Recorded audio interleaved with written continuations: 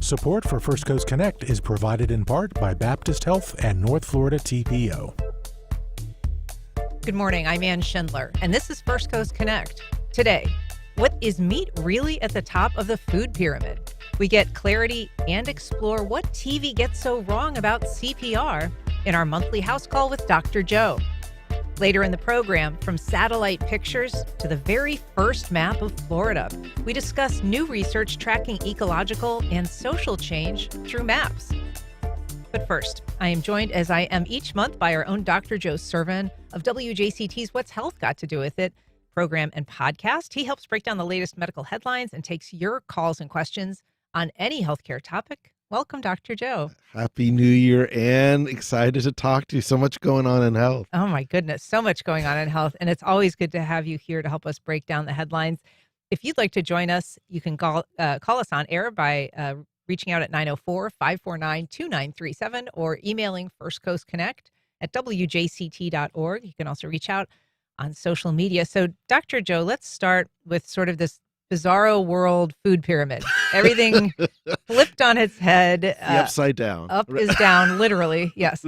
So we have a new health secretary unveiled this new guidance about what to eat and how much. What does it say? A couple of things. Overall, it still preserves a lot of what we know. It's just what they decide to emphasize to fit in to what we to some of the similar recommendations. They want to focus on dense, whole foods. It's just the sources of those foods, it has been flipped. For years, it was always about plant-based or grains would be the source of this. But instead, now it's, as Mr. Kennedy, Secretary Kennedy said, the war on saturated fats is over. And so animal fats makes a return in this as a way of getting your calories.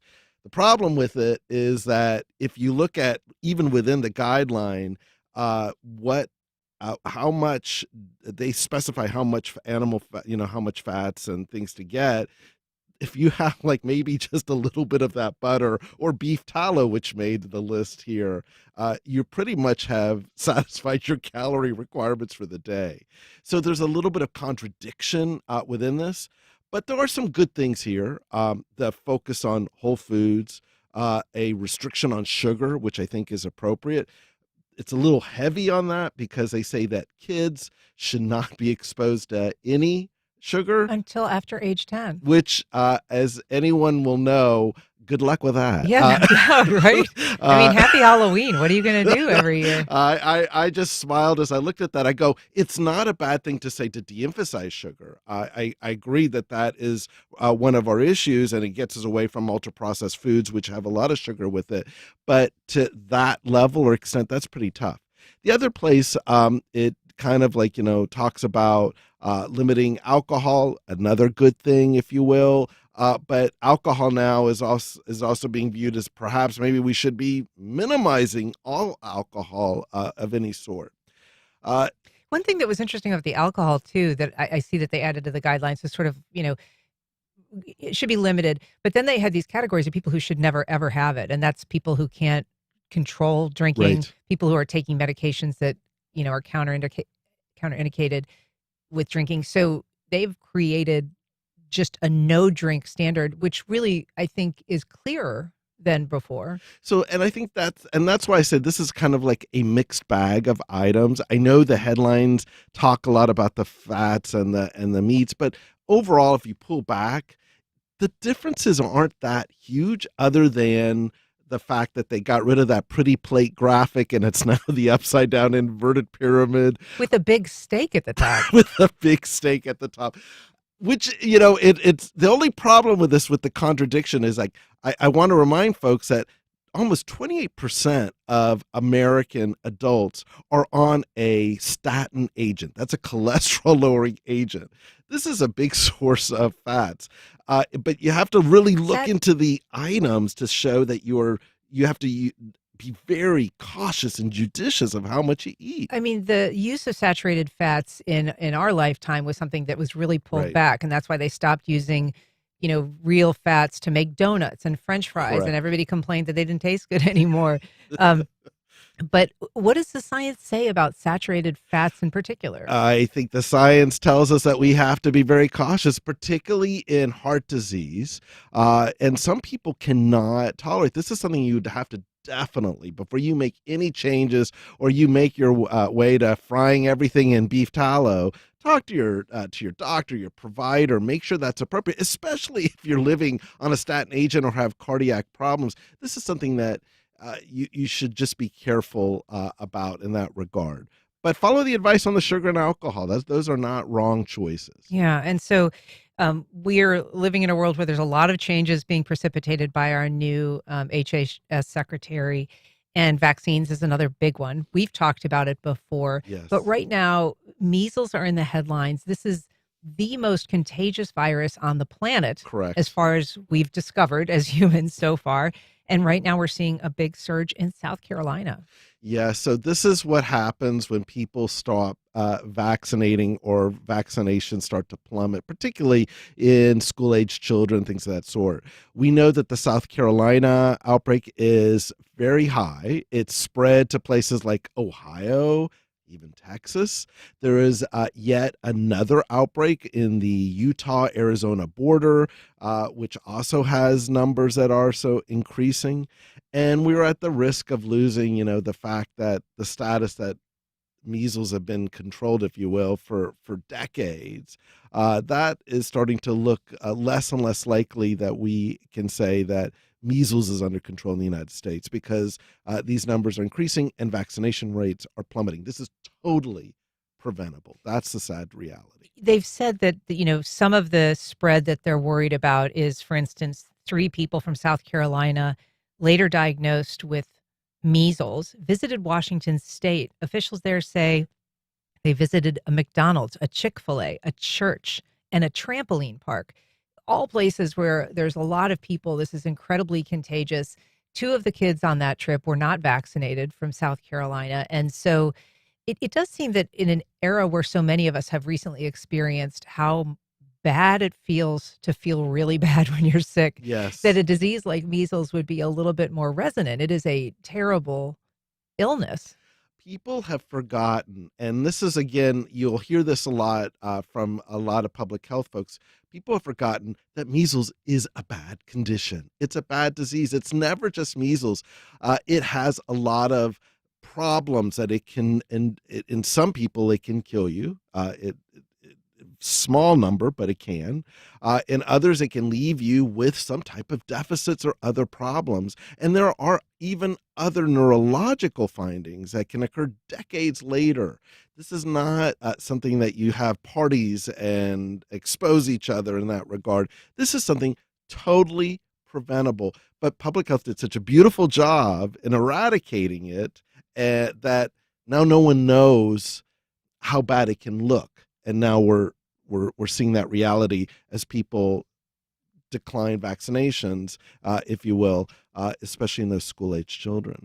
We're talking to Dr. Joe Sirven, Mayo neurologist, and our doctor for our monthly house call. You can give us a call with any healthcare question at 904-549-2937. We have a call from Brad at the Beaches. Good morning, Brad. Go ahead. Hey, Dr. Joe, I hope you could better help me explain. I've heard things about the drug Ozempic and Wegovy and semaglutide, but I heard that it's actually not a prescription medication, but a synthesized peptide.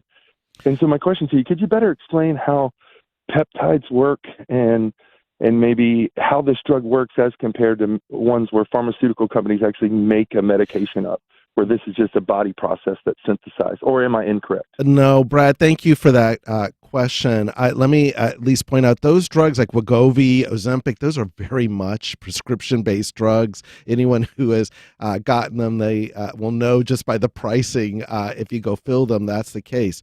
What these drugs are doing is that they are blocking your sense of how it does 2 things.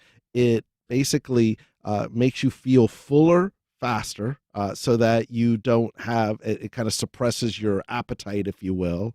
And then the second thing it does is that it slows the transit time of the food you take within your GI system so that you feel like you've eaten for a while. So, while normally you may take hours for food to get processed totally, this slows that process down. That's why a lot of side effects related to these medications include things like constipation or a little bit of nausea or fullness. So what these are doing, it's really twofold. It's slowing the GI tract, and number two, it's blocking your sense of like, I'm hungry, and so it helps people to eat less, if you will. There are compounded versions of these drugs that you can get from God knows a lot of different places, compounding pharmacies, the internet, things of that sort. But the prescription-based ones basically guarantee that what you're getting is what they say you're getting. What is a peptide? What is he So asking the there? peptide is like, it's basically, that's a protein. And I think what, if I understanding the question, it's kind of trying to understand the mechanism. What's it blocking? And it's basically a molecule that's blocking receptors that make you feel full. I mean, that kind of make you feel hungry, if you will, so that you are feeling less desire for food, if you will. But it's a great question, Brad. Brad, does that fully answer your question? Yeah, I guess you went into the compounding pharmacies, and I understand we see advertisements, but my real concern is, should we feel okay if we have a trusted compounding pharmacy that we're sort of getting the same type of medication/peptide? Yeah, Brad, that's a good point. If you have a trusted compounding pharmacy, and most of them want to do good work, and you're not having any issues, that's fine. It's when you don't know, it's when you don't have a relationship, when you get it off the internet and you don't know exactly where it's coming from, that's where I would kind of like flag it as like a little bit of concern. All right. I want to move on to a topic that's been reported on. They did some research about CPR on television. Yeah. And this is interesting because it's one of those things that we see portrayed so often that sometimes we think we know how to do it just from watching TV. But also a lot of us over the course of our schooling receive some sort of basic CPR training. And it's changed over the years. It's not the same as it always was. And so what is this research looking at? So this is research that was done out of, I believe, the folks at University of Pittsburgh, which is funny because the Pitt, a very, very popular health show, is set out in that direction. Huh. What it looked at is depictions of CPR on television shows, mostly dramas, after 2008. And this is when hands-only CPR was really kind of put into full function, if you will. And what it found is that in about 30% of cases, they were doing it wrong. Mostly the depth in which you do the compressions, it seemed to be very minimal on television, which in truth, you need to go about 2 inches down when you do those compressions. It's not such a gentle little thing, if you will. The second thing, people seem to take too much time on pulse checks and giving mouth-to-mouth resuscitation. In hands-only CPR, you're calling 911 and you're doing the compressions, if you will. I think that a lot of those dramas, they cut to the faces of the actors to show the emotion. So I think that's what's doing it. The other thing I thought was really interesting about this study, besides the technique, is who got the CPR. In reality, most people who get CPR are older folks at their home. On TV, they mostly had to be younger Caucasian individuals who are in anywhere and everywhere, airports, restaurants, and they all seem to wake up, especially on shows like 911 and things of that sort, which I think was called out. So it just kind of says, well, if you start thinking that it's only about young folks who are of a certain group that are getting CPR, when the reality is it's mostly older folks who are getting it at home, it may not make it so common that you can want to go ahead and try it. We've sort of talked about this a little bit before too, but the reality is that CPR done outside of a medical setting is successful in sort of a vanishingly small number of cases. It is really not something people are waking up from unless there's a medical professional doing it. Right. I think it is a small percentage, but as I say, if it's your family member or something along those lines, you still give it the try. My wife, who teaches CPR all over for the YMCA here, You'll hear from her. Shameless plug. I know I'll get a phone call from her. The reality is it's something that we should be doing, but you're right. That the folks that it's a small percentage overall if you average it out that survive, but at the end, there's still a percentage that survives. Sure, and more will survive if they're doing it right. Exactly. Yeah, as opposed to how you do it on TV. So lesson learned there. I want to, this is not a TV thing, but it's sort of a in the media, certainly a kind of commercial product. Mattel has unveiled this new Barbie. And it's part of a line of Barbies that they've introduced that are differently abled or perhaps disabled. This is a Barbie on the autism spectrum. I love this story. This is autism has had such a moment right now, and people are talking about it left and right. What a lovely way to talk and show that and represent this group by the Mattel Corporation. They released the Barbie. This Barbie has a few characteristics that are unique to her. Number one, she has headphones to cancel out noise for those who struggle with noise or oversensitization to stimuli. Has a little communication board for those who use speech elements. The gaze is a little off so that it is not directly giving you eye contact to represent that. So it's an and they gave it a fidget spinner, if I remember correctly, when it comes to this. It's a cool thing. What a lovely way of just showing representation. I saw in the press release that they have a Florida mother-daughter, I believe, in Tampa that are kind of the ambassadors for this one. I think it's a lovely way to kind of just show this group within society to have that representation. I loved it. I brought a smile to my face. I've never had a Barbie in my life. I don't have a daughter. I did not have anyone to play with it, but what a lovely thing to do. Yeah, I mean, and it does, I guess, speak to, as you say, the fact that we are increasingly recognizing the footprint of people impacted by autism. Loved ones, this is the kind of thing that, of course, people could buy for someone who has a sibling with autism, Exactly. but certainly also someone who is on the spectrum. And we are learning all the time, it seems, that there's more ways of defining conditions, characteristics that might place someone within that definition, that very broad definition. Yes, autism has made the headlines with all of the discussions that we've had over the previous months. This is a perfect, again, nice way of focusing on a more positive aspect. So in terms of things that are for sale in the community, other than a new Barbie, there is a consumer electronics show every year. It's in Vegas. This is a big opportunity for people to showcase just the gadgets of the future, things that people are going to be buying, things that show promise on the consumer market. And this year, there is a tremendous focus on health and wellness. Perhaps no surprise, that is a market that's been surging in recent years. What are we seeing that's catching your eye in terms of the gadgets of the future?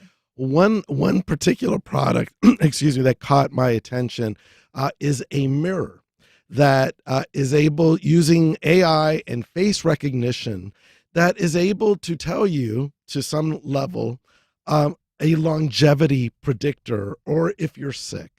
So I thought this one was fascinating because as someone who does not like to look in the mirror, that I kept wondering who's going to buy the mirror that when you show up to get ready in the morning is telling you look 20 years older than you should or you're sick.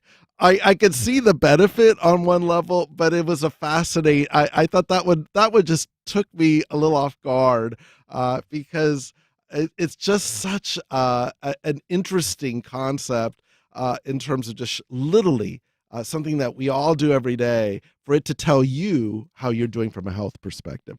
And this is just basically a mirror that would sit on your desktop. I don't know how useful it would be day to day, right? But it provides this very swift analysis within minutes or maybe even 30 seconds that is supposed to project your longevity as a human being. What is it looking at? What is it relying on to make that judgment? It's doing a combination of both skin, hair color. What's like, is it changing? How's your face? What's the reaction on it? And it's able to average out every time you look in the mirror. This is both the promise and the peril of AI. Things that are imperceptible to ourselves that it can pick up over time to tell you what's going on. And maybe it'll pick up something like, maybe your skin color just looks a little off. Could that be a sign of a liver condition if it's a little jaundice? Or is there something new, a mole that shows up? It's a lot of interesting possibilities that you have, like this extra pair of eyes on you that are trained on you with a system that has learned to figure out, boy, that's a little bit of a change that you don't notice, and that can make potential predictions for longevity and all. So as a doctor, what about this gives you pause? What do you think the medical community, how will they receive it? I think on one level, anything that if it comes as simple as picking up a mole or something that's cancerous or a problem, that's lovely, and the medical community receive it well. Where I worry about is like the other side of that, if this thing gives false positives or false negatives, if you will, and tells someone, oh my goodness, you need to call your doctor. Have you looked at yourself in the mirror? Then you end up with lots of psychological concern in terms of and people just not want to look at it, if you will. We're talking to Dr. Joe Sirven about the latest medical headlines, and we're also taking your calls and questions on any healthcare topic. You can give us a call at 904-549-2937. You can also reach us at First Coast Connect at WJCT.org, or you can reach out on social media. You don't have to give your name if you want to remain confidential, but you can ask Dr. Joe whatever is on your mind. When it comes to an assessment done by a mirror, like we're talking about, what about people? I mean, do you worry that it could phase out reliance on doctors, give people false assurance that they're okay and they don't need to check in with their doctor, relying on it too much? Yeah, I think that's always going to be the risk. To some level, though, in order to go to the next step, what do I do about this if it tells us that there's a problem? I think that's a good sign for those perhaps to kind of reach out or remind someone to reach out. I tend to be a little bit more of an optimist that it actually, I think, may complement or even supplement the relationship than not. Now, it's possible that in some cases you won't need it, but I kind of just, to me, it reminds me of those Star Trek episodes when I was growing up, and the little that little thing that I always wish I had. You just kind of wave it around the person, and then it tells you XYZ.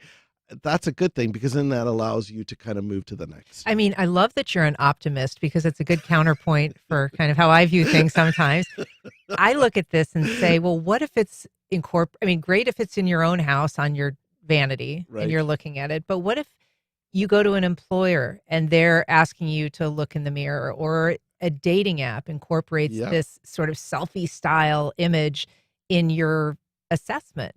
It seems like the kind of thing that would be perhaps not great if used by the wrong people or in the wrong way. And that is, I think you hit that on the nail. I think that is very true.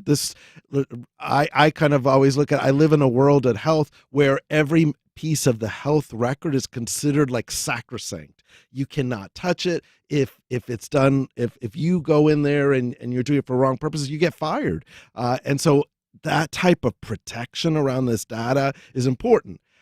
To your point, I will say I have no idea where this data goes or lives. Is it some server? Is it some other country? I don't know that. Those type of things have to be placed around it for me to continue with my optimism, if you will, so that we can go that. But you're absolutely right. This just gets us into more data privacy issues as well. So when it comes to who's got the data, that is related to another item that was introduced at this same show, which is essentially a monitor that tracks your cognitive Yes. decline. And so it can tell you based on your gait, how you're walking, how you're speaking, a variety of metrics that it looks at to see if you are experiencing some sort of cognitive decline. Tell us a little bit about that. One of the things that we've seen, particularly in my area of brain science and neurology and things of that sort, is that data that comes from things like handwriting, decisions you make. There was a recent study on just driving, just like those little things insurance companies give you to see how people drive. Those can be predictors. Handwriting, decisions, what you're looking up, how you phrase things in an email, those can be predictors of cognitive change because it can pick up whether you're repeating yourself, whether your handwriting is not the way it should be, whether in the situation of driving you're kind of circling something or the brakes aren't working as quickly. That is kind of almost the frontier of diagnosing these cognitive issues. It still has to be paired with clinical data, but again, we get into almost imperceptible changes that systems like AI and other machines can pick up on us that start to kind of frame a picture that poses a question, is something going on? And that was also in that Consumer Electronics Show. They have something called Brain Health by Samsung, a huge company, looking to actually use that type of information from a wearable to kind of predict it based on just how you're standing to everything else I've mentioned. And then it comes out with predictives. That could, again, on one level, great if it's helps you to get treatment early. On another level, it could be concerning if that data goes to a lot of places, especially a big corporation that's overseas. Sure. I mean, data security is a big question because everybody's Huge. basically been hacked at this point by something Correct. at some point. So where does it live and who's governing it and what happens years from now when that company goes out of business? I mean, those are all legitimate questions. But one thing that has been a topic of discussion recently is the use of this data by, for instance, if you're applying for health insurance, whether that would be something that an insurance company could Yeah. request, or if you're in a car accident, Yep. whether your own insurance company could request, say, cognitive data to say, well, you should have known you were experiencing these signs of cognitive decline. You shouldn't have been driving a car. You're at fault. Therefore, you could see a lot of ways that this data could be requested or required by certain companies, particularly insurance companies, in ways that would be detrimental. Absolutely. And this is where policy has to keep up with the science. What this told me as I looked at all these interesting products is that the science is moving at an incredible logarithmic pace, but no, I have not heard those laws on privacy or HIPAA related to these type of information or data points, and they're going to have to be there. Otherwise, I'm not buying any of these unless I have those questions answered. I mean, I was just chatting earlier. I'm like, I got rid of my smartwatch because I was being driven crazy by it. We've got a call from Leslie in Jacksonville. Good morning, Leslie. Go ahead. Hi.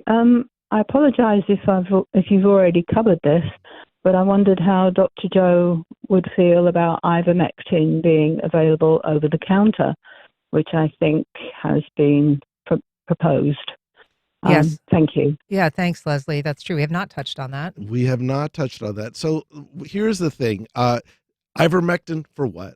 And it's a great question because I have seen that is in one of the issues of trying to make that over the counter for folks.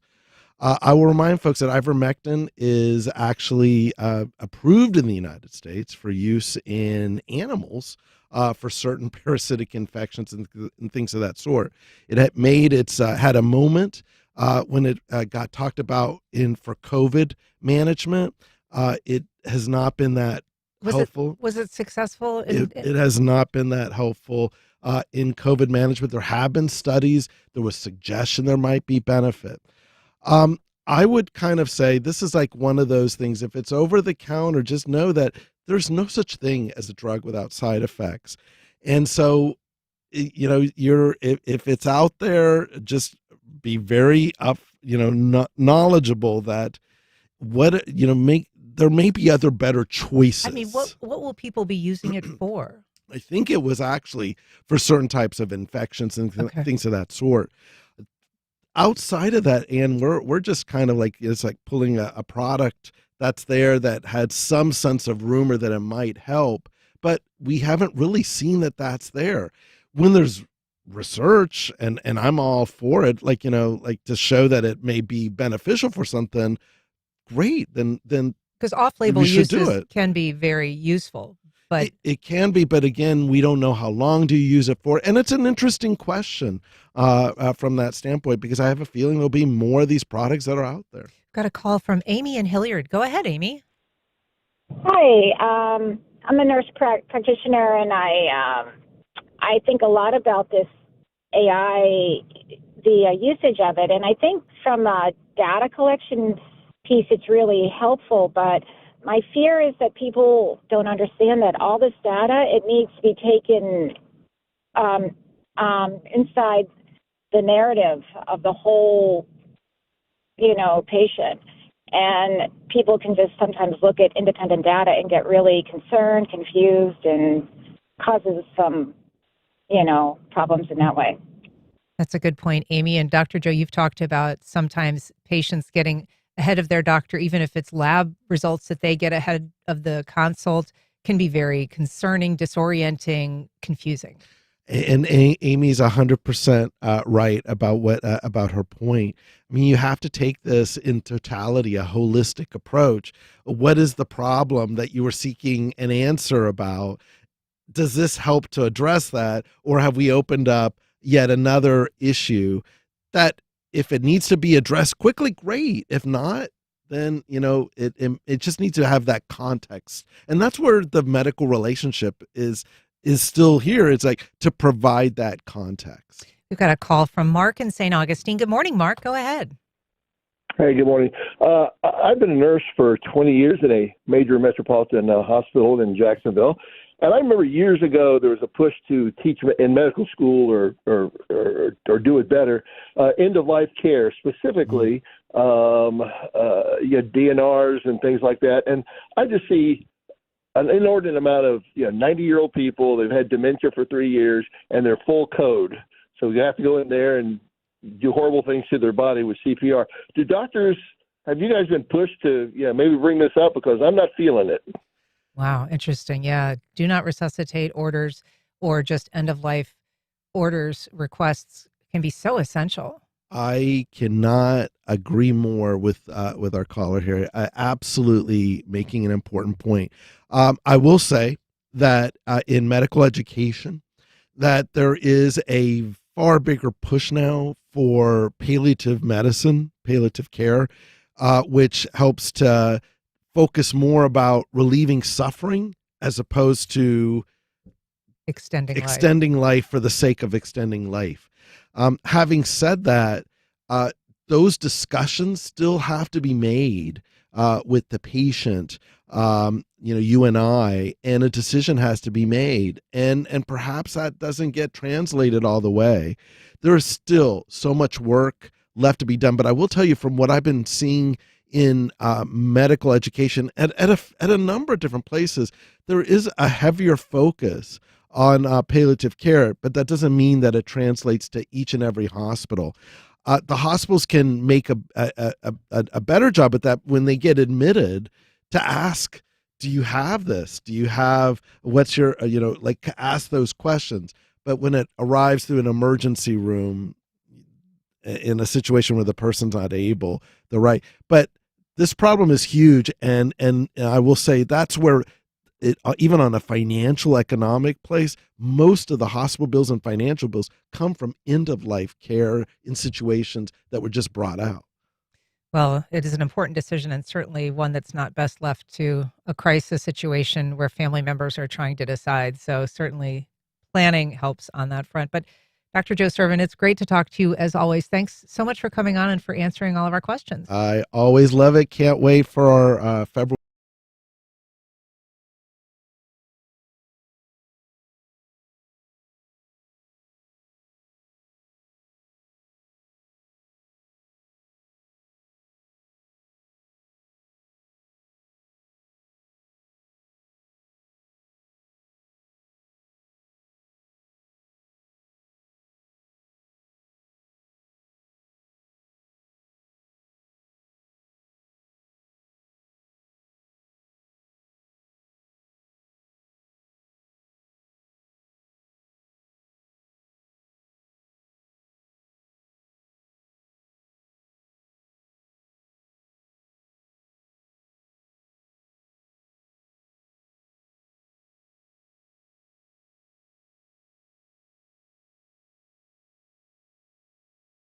Last time that you looked at a map was on a phone app. We're going to take a minute to reorient you.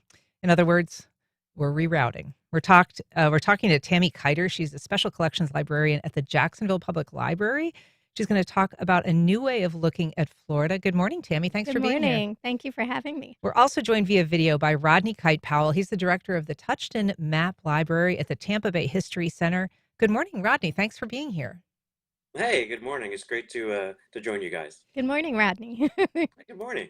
So, Tammy, this event that's coming up at the library is about more than just geography. It's about what we can learn by studying maps over time.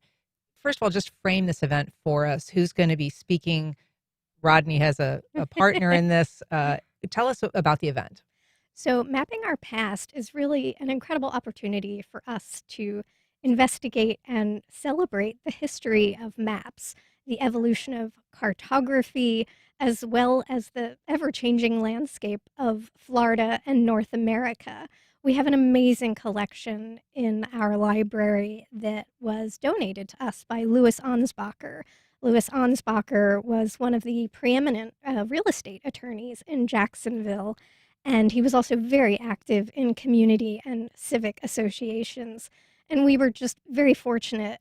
He passed away in 2004, and our library was built in 2005, and his family donated that collection to us. He was really pursuant of lifelong learning. He was a lifelong scholar, and his goal was to allow our community to also become lifelong learners. So we're celebrating that collection, and we're inviting Rodney Kite Powell, as well as Victoria Jones, who is the university archivist at Florida Gulf Coast University. She also teaches American history and archival studies, and her program is actually, it's a wonderful opportunity for both of our presenters to bring this full circle. We're talking about a lot of antiquarian maps that were made at a time when the boundaries were not as clearly defined as they are now. Mm-hmm. And the people that were actually going out and braving the seas and exploring new territory were not the ones who were making these maps. They're coming back and they're relaying all of these things that they saw and encountered to someone else who is then making these maps. So it's the evolution of geography, cartography, history, and science. And we'll be bringing that all together at Mapping Our Past. And this event in the Ansbacher Map Room, which is an elegant and beautiful place to visit, whether or not you're a cartography fan or not. But Rodney, one of the things that you've looked at in your own work and research is the changing landscape of Florida. You've written a couple of books about David Davis, I guess, who is the creator of Davis Shores in St. Augustine, which people will be familiar with if they're here on the First Coast, but also a community that's very well known in Tampa, which is two communities essentially created by dredge spoil. Can you tell us a little bit about how the map work that you've done explains and helps us follow the evolution of Florida's evolution, its physical evolution and its environmental changes? Well, that's a great way to think about historic maps, is they really can trace the both environmental changes that have happened naturally through time, but also the changes that people have made to Florida's landscape. And you mentioned Davis Islands here in Tampa and Davis Shores in St. Augustine. Those are two great examples of where dredge and fill projects basically created land where there wasn't any. And that was really the case here for Davis Islands. Of course, Anastasia Island existed and still exists today, but Davis couldn't help himself, and he still wanted to add a considerable portion of land on the north end. But you can look at the changes of the Everglades and the drainage of the Everglades that started with Governor Napoleon Bonaparte Broward, Jacksonville's own, beginning and after he took office in 1904, and the impact that the drainage of the Everglades has had over the past century plus. And then you can also, like you mentioned earlier, just looking at the border of Florida. You know, when the Europeans first arrived, particularly the Spanish, in the 1500s, they came to Florida first, and they really called everything they saw Florida except for New Spain, which is Mexico. So there are some really old maps from the 16th century where the name Florida is written across what is now the Midwest. And so there's all kinds of different things that we can learn about the history of our state, but really also the history of our country through these historic maps. You are also going to be speaking about the evolution of the maps themselves, not just the way that we regard what is Florida or what isn't, and the boundaries of the state, starting with what's known as the 1511 Martyr Map. Can you explain? I mean, that's the oldest map known to depict Florida. What do we know about that map's history, and why is it relevant to your presentation? That is such a wonderful map, and we're very fortunate to have a copy of the Martyr Map in our collection. And you can see it's really a map of the Caribbean. Cuba is featured in the middle of it. It's actually the first map to have the name Cuba on it. Prior to that, Cuba was called Isabela by the Spanish. But just to the north, or just above Cuba, is this kind of squiggly line, and it actually is written upside down, island of Bimini, or part of the island of Bimini. And that's what some of the indigenous Caribbean people called the landmass that we know as Florida, and that is actually what Ponce de Leon was looking for in 1513. And so that squiggly bit is actually the southern Florida, or South Florida, and the Everglades. And it really is kind of, in some sense, Florida's birth certificate. It's the first time that Europeans had any knowledge of what we know as Florida. And then when Ponce de Leon arrived in 1513 on the East Coast, he named Florida, La Florida. And again, it goes to show, and particularly as we're celebrating our country's 250th birthday this year, so much of the American history that we learn in schools is from the English perspective, and it's kind of mid-Atlantic to the Northeast. But that map is from 1511, depicting a part of Florida, decades before anybody had any sense of what would become Virginia, or certainly Massachusetts. And of course, up by you is St. Augustine, founded in 1565. And so, again, it really does reiterate and enforce how important Florida history is to the beginnings of American history from the European context. Again, it's very important to remember, of course, the indigenous people who came before. But from a European standpoint, Florida history really is the beginning of American history. All right. Well, we're going to have to leave it there, but it is going to be a fascinating event. We have a link on our website for people who want more information. Tammy Kiter from the library, Rodney Kite Powell, thanks so much for being here. Appreciate it. Thank you. My pleasure. Look forward to Saturday. Please register by calling 904-255-BOOK. That's 2665. The event takes place Saturday, January 17th from 10 a.m. to 12:30 p.m. You can also register for a map tour. Thank you so much for having us today. It's a delight to talk to you. Thanks so much. And we'll be back in just a minute with a preview of the Gamble Rogers concert series live from the Waterworks.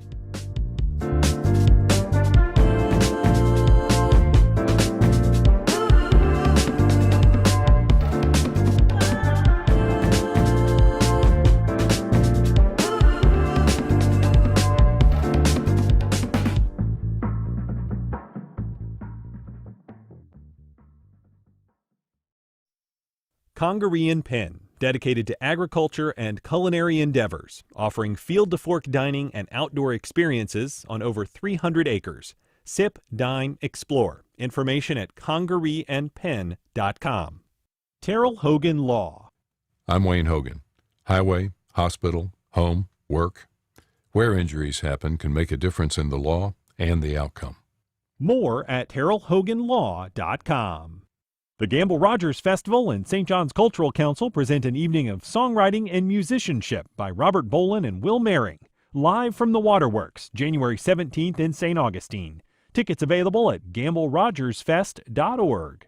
Florida Theater presents an evening with Itzhak Perlman. This multimedia program interweaves storytelling alongside personal photos, documentary clips, and performances by the violinist and his pianist. Monday, January 26th at 8 p.m. Tickets and information available at floridatheater.com. Scenic Jacksonville presents the Great Cities Symposium on February 5th. Victor Dover, city builder and town planner, shares how he has transformed cities, streets, and neighborhoods through urban design across the U.S. Tickets available at scenicjacksonville.org. It's the sound of trust, of calm, of clarity. The sound of WJCT News 89.9. bringing the world to Jacksonville every morning with NPR and local reporting that leads the way. The State Department faced its largest reorganization in decades last year, leading to the firing of diplomats and agency staff. It also backed a U.S. raid in Venezuela and withdrew from dozens of international commitments. We return to our .gov series checking in on our federal agencies, the State Department, and the dismantling of USAID. Next time on 1A. Today, starting at 10 on WJCT News 89.9.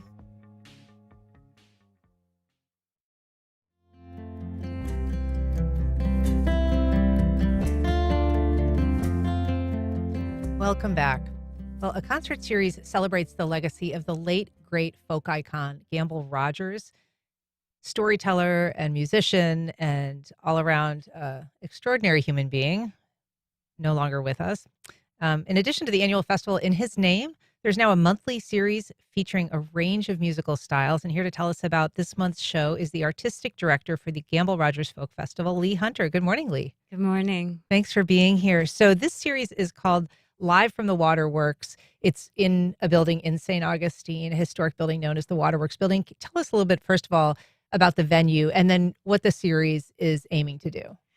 Okay. So the Waterworks Building, I'm not an expert on the Waterworks Building, but it's a lovely brick building that was actually the Waterworks in St. Augustine. It's downtown, but the north end of the downtown area. Sort of near where the Carousel Park used to be. Yes, Yeah. exactly. And it's also the home of the St. John's Cultural Council. So they have their offices there, and then they have a really lovely, intimate, great sounding performance space. Yeah, and so that's where these shows have been staged. Yes. This series actually started in October. We had one of your previous artists You did? on. Yeah, thank you. Jordan Tice, but this is ongoing. And so this event that's coming up is a singer-songwriter and guitarist playing together. Tell us a little bit about Will Mehring and Robert Bolin. Sure. So Will Mehring is an award-winning, highly regarded songwriter in the Americana vein, if you will.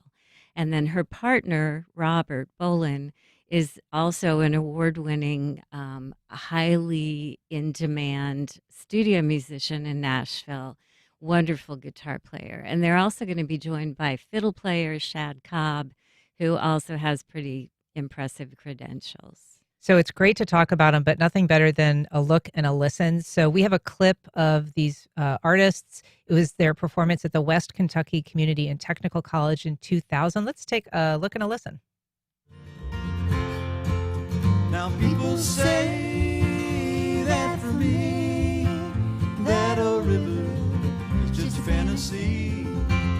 Close your eyes and you will see that that's the way life should be. Well, if it's real, if it's not, either way I know I've got to let go. Let that old river carry me away.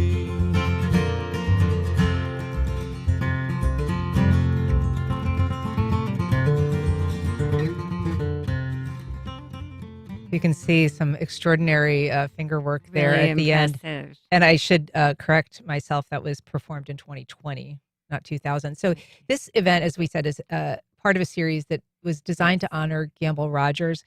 He was a storyteller, he was a folk musician, and he was nationally known. But for people who aren't familiar, just remind us a little bit about why this event was created to remember him. Well, Gamble lived in St. Augustine, and I think the most important thing about Gamble's legacy, besides his incredible musicianship and his storytelling ability, was he was an amazing human being. He mentored a lot of musicians in St. Augustine who still perform there today, who are also become a part of the festival. And the point of the Gamble Rogers Folk Festival is to carry on his legacy of mentoring in addition to everything else. So the concert series And we really appreciate the partnership with the St. John's Cultural Council. The concert series is designed to carry on Gamble's legacy, present people, present the music that represents Gamble and beyond. And every ticket sold goes to support the festival. And there is a middle school named for him. There is a state park named for him in Flagler Beach, which is where he died, lost his life, actually trying to save someone who was drowning. So his legacy is well remembered. And if you've never heard him, it's worth checking out some of his work. He's fabulous. He's funny as can be and an extraordinary musician. So this event is one of several, as we said.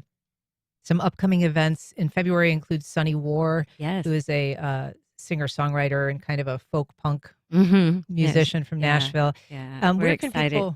Where can people get more information about this show and other ones coming up? Everything is on our website at gamblerogersfest.org. All right. We also have a link on the firstcoastconnect.org website. You can check it out. Lee Hunter, thanks so much for being here today. Thanks for having me. All right. And that's our program. Thank you for listening.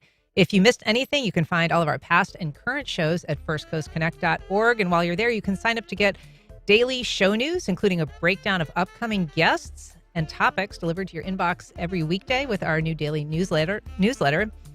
First Coast Connect is produced by Stacey Bennett. Our associate producer is Isabella Casapow. Our director is Brady Coram, and our theme music is performed by Club de Belugas.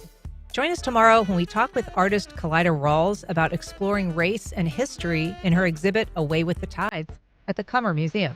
I'm Ann Schindler. You've been listening to First Coast Connect on WJCT News 89.9.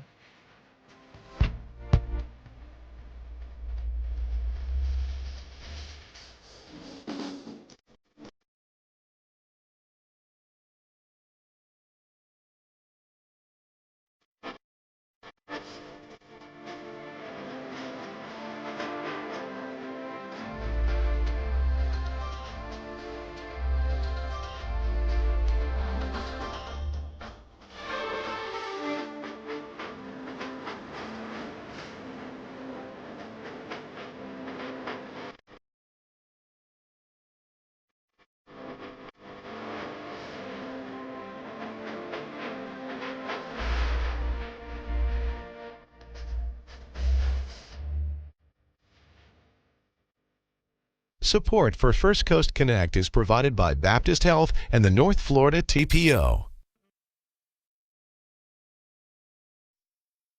AEG presents The Beach Boys, saluting 60 years of pet sounds with 2 shows at the Ponte Vedra Concert Hall, Monday, January 26th at 5 and 8:30 p.m.